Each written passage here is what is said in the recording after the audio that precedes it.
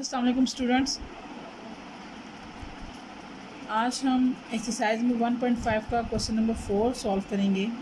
मैंने अपनी पिछली वीडियो में आप लोगों को एक्सरसाइज नंबर 1.5 के क्वेश्चन नंबर 1, 2, 3 को सॉल्व किया था हमने, और उसके अलावा मैंने आपको इंट्रोडक्शन दिया था उसमें कि हमारे पास मल्टीप्लिकेटिव इन्वर्स कैसे फाइंड करना, और मल्टीप्लिकेटिव इन्वर्स को फाइंड आउट करने के लिए हमें कौन से पॉइंट नेसेसरी हैं। तो आज हम अगेन पहले मल्टीप्लिकेटिव इन्वर्स को डिस्कस कर लेते हैं कि आया मल्टीप्लिकेटिव इन्वर्स है क्या। मल्टीप्लिकेटिव इन्वर्स में बेसिकली हमने इन्वर्स फाइंड करना होता है मैट्रिक्स का। तो इसमें हमारे पास दो चीज़ें रिक्वायर होती हैं। नंबर 1 पे आपको चाहिए होता है एडजॉइंट, और नंबर 2 पे आपको चाहिए होते हैं डिटर्मिनेंट चाहिए होता है। तो दोनों हमने पिछली वीडियो में डिस्कस किया है कि किस तरीके से फाइंड आउट करना है। मैं अगेन फार्मूला लिखती हूँ। मेरे पास है, अगर मैं ए मैट्रिक्स और उसका इन्वर्स लेना चाहती हूँ तो A inverse is equals to adjoint of A divided by determinant of A. Multiplicative inverse अगर मैं फाइंड करूँगी मैट्रिक्स ए का, अगर मेरे पास मैट्रिक्स ए गिवन है तो मैं कैसे लिखूँगी, A inverse is equals to adjoint of A divided by determinant of A. हमने एडजॉइंट ऑफ ए को डिस्कस किया था, जिसमें हमने ये डिस्कस किया था कि अगर एक मैट्रिक्स है आपके पास और उसमें हमारे पास जो इंट्रीज़ मौजूद हैं, जो डायगोनल्स की इंट्रीज़ हैं, इन दोनों की हमने प्लेस को चेंज करना और बाकी इंट्रीज़ के साइन को हमने चेंज करना है। डायगोनल इंट्रीज़ को, इनकी प्लेसेस को चेंज करना है और इन दोनों के साइन को चेंज करना है। इसके अलावा हमने डिटर्मिनेंट को अगर डिस्कस किया था तो डिटर्मिनेंट हमने क्या कहा था कि इसको हम पैरेलल लाइंस में लिखेंगे और उसके अलावा आपस में इनकी क्रॉस मल्टीप्लिकेशन करवाएंगे और मिड में हम माइनस करेंगे। जैसे ये लिखा है मैंने ए बी सी डी को, तो हम इनको क्या करेंगे, ए को डी के साथ, बी को सी के साथ मल्टीप्लाई करवा देंगे और दरमियान में कौन सा साइन लग जाएगा, हमारे पास माइनस का साइन लग जाएगा। फिर इस तरह जो हमारे पास एडजॉइंट और डिटर्मिनेंट फाइंड आउट हो जाएगा, उसको हमने फार्मूला में पुट करना है और मल्टीप्लिकेटिव इन्वर्स फाइंड आउट कर लेना है। अब हम चलते हैं एक्सरसाइज नंबर 1.5 के क्वेश्चन नंबर 4 की तरफ, जिसमें हमारे पास लिखा है find multiplicative inverse of the following matrix. हमने यहाँ पे क्वेश्चन नंबर 4 में मल्टीप्लिकेटिव इन्वर्स फाइंड आउट करना है। इससे पहले आपने क्वेश्चन नंबर 1, क्वेश्चन नंबर 2 में आप लोगों ने डिस्कस किया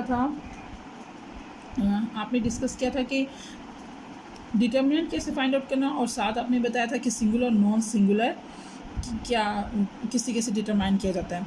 तो उन दोनों क्वेश्चंस को सॉल्व करने के बाद हमने थर्ड टॉपिक अपना डिस्कस किया था एडजॉइंट का, और आज हम उन डिटर्मिनेंट और एडजॉइंट को यूज़ करके ही क्वेश्चन नंबर 3 को सॉल्व आउट करेंगे, जो है find the multiplicative inverse of the following matrix.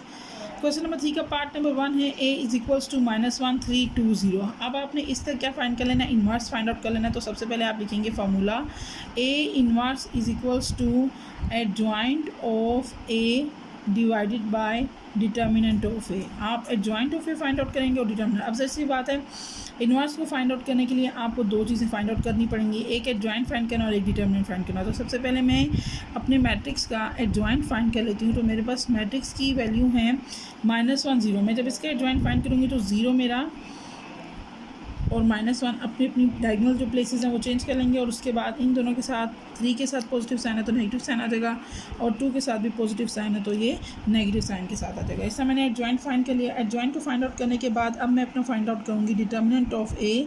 Determinant में मैंने क्या करना है, ओरिजिनल जो क्वेश्चन की वैल्यू है उसको पुट करना है। बाज़ का स्टूडेंट्स क्या करते हैं, वो एडजॉइंट की वैल्यू को पुट कर देते हैं, जिससे उनका क्वेश्चन गलत हो जाता है।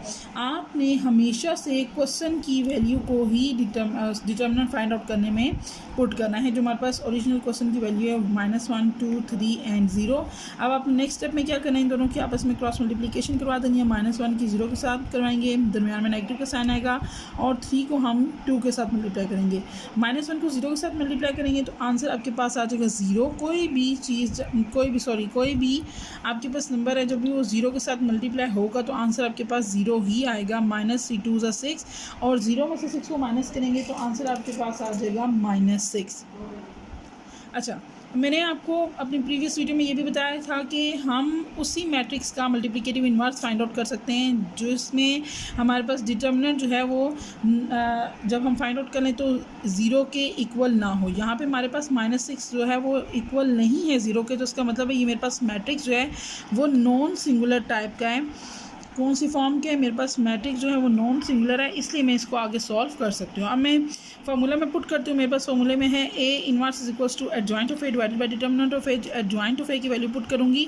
एडजॉइंट ऑफ ए की वैल्यू क्या है, 0, -2, -3 एंड -1, और मेरे पास डिटर्मिनेंट की वैल्यू क्या है, ये -6। अब यहाँ पे मेरे पास एडजॉइंट जो है वो डिटर्मिनेंट के साथ डिवाइड हो रहा है। अब हमने डिवीजन में क्या करना है, ये -6 जो है जो डिटर्मिनेंट हमने फाइंड आउट किया है, अब इस -6 को मैं इन तमाम इंट्रीज के साथ डिवाइड करूँगी, ना कि सिर्फ एक इंट्री के साथ। मुझे इस -6 को इन तमाम इंट्रीज के साथ क्या करना है, डिवाइड करना है।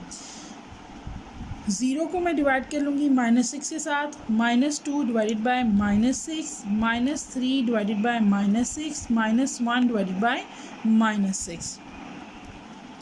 अब जिस तरह मैंने आपको बताया था कि 0 अगर किसी डिजिट के साथ मल्टीप्लाई होता है तब भी 0 होता है, 0 किसी डिजिट के साथ डिवाइड होता है तब भी आंसर आपके पास 0 के ही इक्वल आता है। मैं 0 लिख दूंगी। नेगेटिव साइन नोमिनेटर में भी है, नेगेटिव साइन डिनोमिनेटर में, दोनों आपस में कैंसिल आउट हो जाएंगे।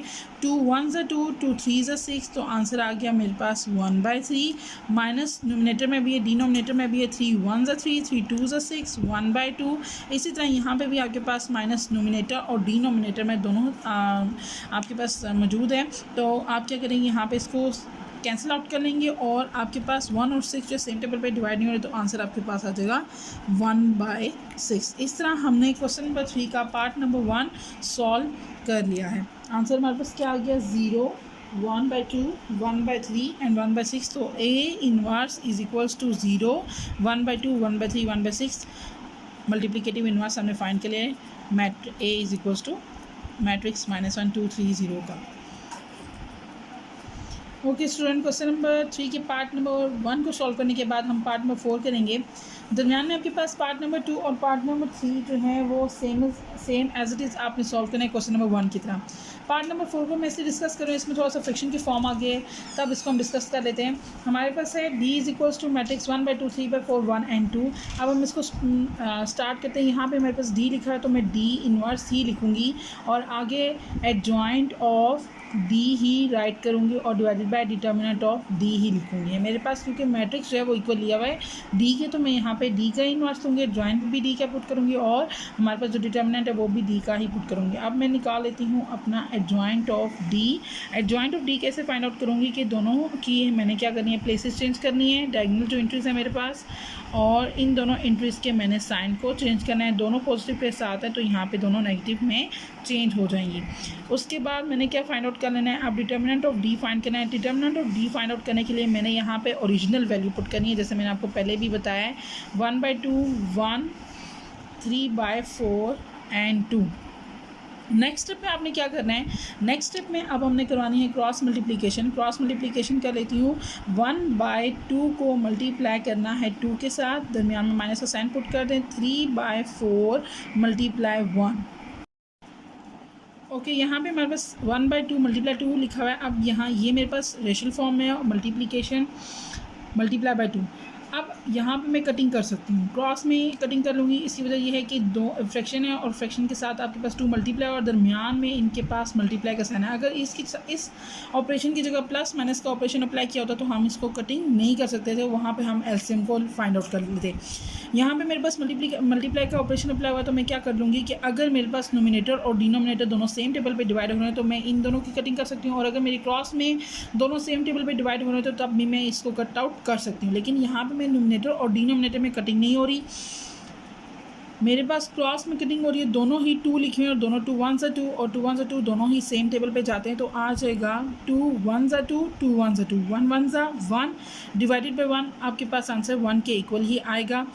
अब यहाँ पे माइनस का साइन पुट कर लेती हूँ। अब यहाँ देखें 3/4 मल्टीप्लाई बाय 1, 3/4 जो है वो सेम टेबल पे डिवाइड नहीं होते। इसका नोमिनेटर 3 है और डिनोमिनेटर मेरे पास 4 है, जो कि दोनों सेम टेबल पे डिवाइड नहीं हो रहे हैं, और सामने भी 1 लिखा हुआ है जिससे आप 4 की कटिंग नहीं कर सकते हैं, तो हम इसको सिंपली मल्टीप्लाई करा देंगे। 3 1 ज़ा 3 डिवाइडेड बाय 4, हमारे पास क्या आ गया, 1 - 3/4। अभी यहाँ मैंने डिस्कस किया था क्या करेंगे, दरम्यान में प्लस माइनस का साइन लगा हो तो मैं एलसीएम को फाइंड आउट कर लूँगी। इसी तरह यहाँ पे मेरे पास क्या है कि 1 माइनस 3/4, अब ये फ्रिक्शन की फॉर्म है और इनके दरमियान में कौन सा ऑपरेशन अप्लाई हुआ है, माइनस का साइन अप्लाई हुआ है, तो मैं क्या कर लूँगी, एलसीएम ले लूँगी। अब मैं एलसीएम कैसे लूँगी, मेरे पास ये 1 लिखा हुआ है, इसके डिनोमिनेटर में कुछ नहीं है तो मैं खुद से कंसिडर कर लूँगी कि इसके डिनोमिनेटर में 1 है। 4 और 1 के एलसीएम लेंगे तो हमारे पास आ जाएगा 4। अब जब हमने एलसीएम जो फाइंड आउट कर लिया, एलसीएम को फाइंड आउट कर लेंगे तो अब हम इनके डिनोमिनेटर्स के टेबल को पढ़ेंगे कि कहाँ तक हमारा एलसीएम आता है। 1 का टेबल अगर पढ़ें तो 1 4 ज़ा 4, 1 4 ज़ा 4 होता है। अब हमने जो हमारे पास आंसर है उसको हम न्यूमिनेटर के साथ मल्टीप्लाई करवा देंगे। अब यहाँ पे मेरे पास 4 1 ज़ा 4, इसको आप मल्टीप्लाई करवा दोगे न्यूमिनेटर के साथ। 4 1 ज़ा 4 माइनस 3 1 ज़ा 3, 4 में से 3 को माइनस करेंगे तो आ जाएगा आपके पास 1/4। इस तरह हमने डिटर्मिनेंट को फाइंड आउट कर लिया। अब नेक्स्ट स्टेप है हमारे पास फॉर्मूला में putting, D inverse is equals to adjoint of D divided by determinant of D. Adjoint of D हमारे पास है, एडजॉइंट ऑफ डी मेरे पास है 2 -1 -3/4 1/2 डिवाइडेड बाय हमारे पास डिटर्मिनेंट क्या आ गया 1/4। अब आपने 1/4 को इन तमाम इंट्रीज के साथ डिवाइड करना है जैसे हमने पहले क्वेश्चन में किया है। 2 divided by 1/4 -1 divided by 1/4 -3 divided by 1/4, sorry -3 divided by 4 and again 1 divided by 4 and 1/2 divided by 1/4। Okay, यहाँ पे अब हमारे पास नेक्स्ट स्टेप क्या आ जाएगा, 2 4 आपके पास मल्टीप्लाई हो जाएगा 2 के साथ, 4 अगेन आपके पास मल्टीप्लाई हो जाएगा -1 के साथ। यहाँ पे आपके पास -3/4 मल्टीप्लाई 4 और ये भी आपके पास लिखा है 1/2 मल्टीप्लाई 4। 2 4 ज़ा 8 -4 1 ज़ा 4, 4 और 4 की कटिंग हो जाएगी, 2 1 ज़ा 2 2 ज़ा 4 -3 एंड 2 1 ज़ा 2। तो इस तरह हमने मल्टीप्लिकेटिव इन्वर्स फाइंड आउट कर लिया है डी का।